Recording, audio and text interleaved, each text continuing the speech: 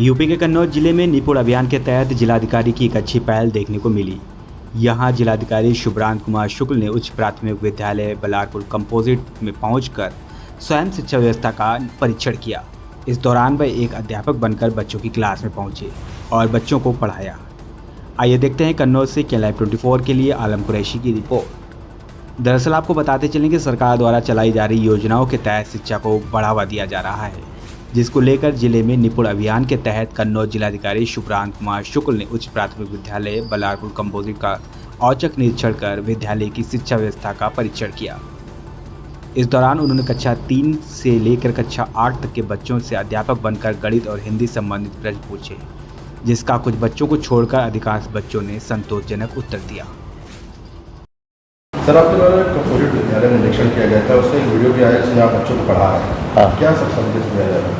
हमारे जनपद कन्नौज में ये जो शासन है इसका ये निर्देश है कि सारे बच्चों को निपुण किया जाए जो कक्षा 1, कक्षा 2, कक्षा 3 में पढ़ रहे हैं, और दिसंबर 2023 तक का ये लक्ष्य दिया गया है। और इसमें ये व्यवस्था है कि जो हिंदी और जो गणित, इसमें हमारे बच्चे निपुण होने चाहिए। हमने जितने भी हमारे प्राथमिक पाठशालाओं में, उच्च प्राथमिक पाठशालाओं के अध्यापकगण हैं, तो उनसे कई स्तरों पे हमने उनसे जो है बात करी है, उनको मोटिवेट किया है। अब धीरे धीरे उनको एक टारगेट दिया है। हमारे करीब 90 जो विद्यालय हैं वो निपुण हो चुके हैं अभी, लेकिन एक बड़ी संख्या है 1200-1300 अभी विद्यालय हमारे ऐसे हैं जो अभी निपुण नहीं हो पाए हैं। तो उन विद्यालयों को हम कैसे जल्दी से जल्दी निपुण बनाएं, इसका एक प्रयास है। तो इसी सिलसिले में हम विद्यालयों में भी जाते हैं, बच्चों से बात करते हैं और उनकी जो कठिनाइयां हैं, कुछ जो पढ़ाने का जो तरीका है, पेडागॉजी है, उस पर भी अपने अध्यापकों से बात करते हैं, मोटिवेट करते हैं। तो एक सकारात्मक तरीके से बच्चों का जो उनका जो लर्निंग जो एबिलिटी है उसको देखते हुए उनको बताने का हम लोग एक प्रयास करते हैं। तो यही एक प्रयास है।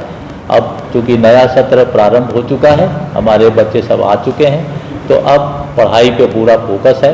इसमें अभी जो कठिनाई आ रही है मुख्य रूप से वो ये है कि जैसे अभी यहाँ पे मक्के की खेती का ये है, तो बहुत सारे अपना जो ये माता पिता हैं तो बच्चों को घर के काम में या खेती के काम में भी, या बच्चों के आलस्य के कारण उनको फिर विद्यालय पहुँचा पाने में नहीं ये सफल रहते हैं।